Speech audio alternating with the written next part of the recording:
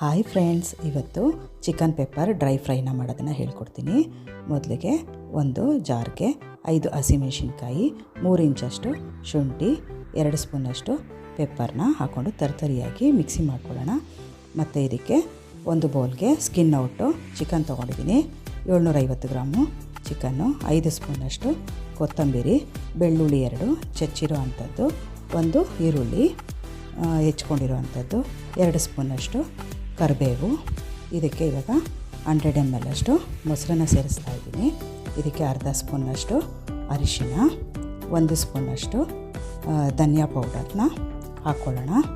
1 spoon ಧನಿಯಾ ಪೌಡರ್ನ ಹಾಕ್ಕೊಂಡ್ಮೇಲೆ ಇದಕ್ಕೆ 1 ಸ್ಪೂನಷ್ಟು ಗರಂ ಮಸಾಲ ಪೌಡ್ರನ್ನ ಹಾಕ್ಕೊಳ್ಳೋಣ. ರುಚಿಗೆ ತಕ್ಕಷ್ಟು ಉಪ್ಪನ್ನು ಹಾಕ್ಕೊಳ್ಳೋಣ.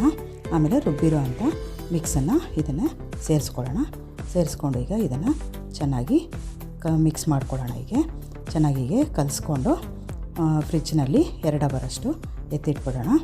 2 ಅವರ್ ಆದಮೇಲೆ ಇದಕ್ಕೆ ಒಂದು ಪ್ಯಾನ್ಗೆ 6 ಸ್ಪೂನಷ್ಟು ಎಣ್ಣೆನ ಹಾಕ್ಕೊಳ್ಳೋಣ. ಎಣ್ಣೆ ಹಾಕ್ಕೊಂಡ್ಮೇಲೆ ಇವಾಗ ಮಿಕ್ಸ್ ಮಾಡಿರೋಂಥ ಚಿಕನ್ನ ಹಾಕೋಣ.